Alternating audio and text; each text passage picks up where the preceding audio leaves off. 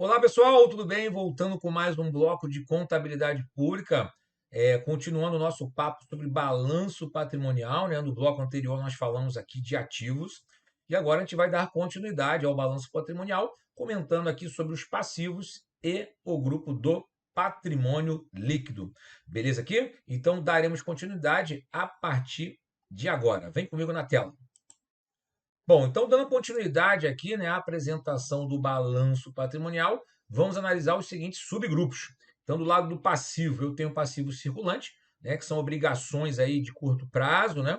Passivo não circulante, que são obrigações de longo prazo, e os componentes do patrimônio líquido, né, que pertence aos detentores de capital. Legal? Então, o primeiro passo é entendermos que o passivo é uma obrigação presente, né, derivado de eventos passados, do qual a entidade espera que vai gerar uma saída de recursos, né, para liquidar aquela obrigação.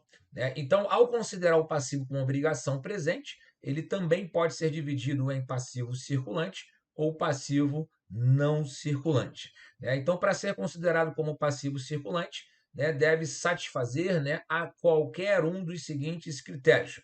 Ou seja, ele sendo pago, liquidado durante o ciclo operacional normal da entidade. Então, considerando que o ciclo normal da entidade seja aí de 12 meses, por exemplo, então, se for pago dentro desses 12 meses, ele vai ser considerado um passivo circulante. O passivo, né, também pode ser circulante se for mantido essencialmente com a finalidade de ser negociado. Né? Uma outra possibilidade do passivo ser circulante é dele ser pago no período de até 12 meses após a data das demonstrações contábeis, ou seja, se eu não olhar para o ciclo operacional, eu posso contar 12 meses após a data de fechamento das demonstrações contábeis da entidade, ou até mesmo é um passivo circulante quando a entidade não tem o direito incondicional de diferir, né, a liquidação do passivo durante pelo menos 12 meses após a data do balanço. Né? Então, se eu não conseguir postergar, né, colocar para frente, né, esse passivo, né, por pelo menos 12 meses da data do balanço, aí eu tenho também um passivo circulante. Beleza aqui? Tá? Então, se esse passivo não tiver qualquer uma dessas características que nós comentamos aqui, serão classificados como passivos não circulantes. Legal? É bem parecido aí com a questão dos ativos não circulantes. Né? E o patrimônio líquido é justamente o valor residual dos ativos da entidade após deduzir todos os seus passivos. Né? Então, o patrimônio líquido é justamente a diferença entre ativos e passivos. Legal? Tá? Então, no passivo circulante, eu posso ter aqui os seguintes subgrupos, né? De acordo aí com o próprio manual de contabilidade aplicar ao setor público. Então, tem lá as obrigações trabalhistas, previdenciárias e assistenciais a pagar de curto prazo, empréstimos e financiamentos de curto prazo, fornecedores, demais contas a pagar de curto prazo, obrigações fiscais de curto prazo, obrigações de repartições a outros entes, né? Provisões de curto prazo e demais obrigações de curto prazo que não tenham, né, as classificações anteriores.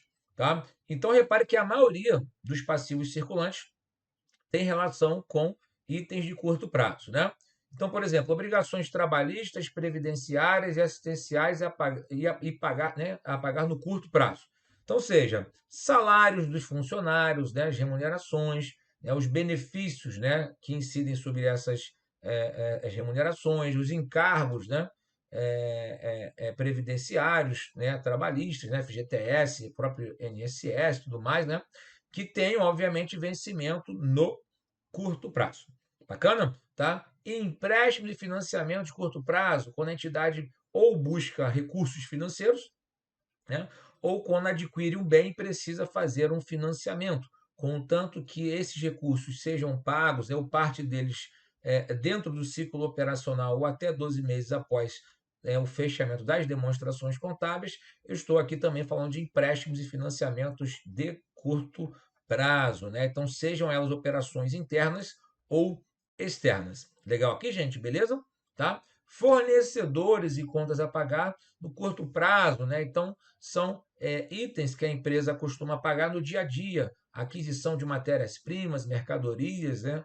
Outros materiais que são utilizados na atividade da né, do órgão público, né, ou seja, na sua atividade operacional, né, ou seja, a própria energia elétrica, né, concessionárias, água, telefone, propaganda, aluguéis, né, ou seja, são recursos que a entidade utiliza no dia a dia para manter as suas atividades operacionais e contanto que esse vencimento também esteja no curto prazo. Bacana?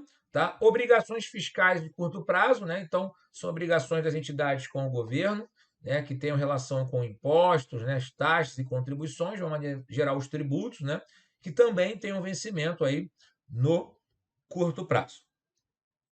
Obrigações de repartições a outros entes. Aqui é uma parte interessante, né, que a gente sabe que, de acordo com a nossa Constituição, né, algumas entidades públicas têm obrigações, né, de transferências constitucionais. Né? Então, ou seja, parte da arrecadação do governo federal é repartido em estados e municípios, parte da arrecadação dos estados são repartidas com municípios. Então, ou seja, essa parte que eu tenho a obrigação de repartir, né, recursos, né, repassar recursos a outros entes, também, né, são passivos e que obrigação, né, de forma obrigatória são considerados no curto prazo, porque eu arrecado e repasso, né, num curto prazo. Eu não posso esperar 12 meses, né, para repassar esse recurso ou para repartir esse recurso. Então, nem está em formação de curto prazo, porque obrigatoriamente ele já é de curto prazo. Legal aqui, gente? Beleza? Provisões a curto prazo, né?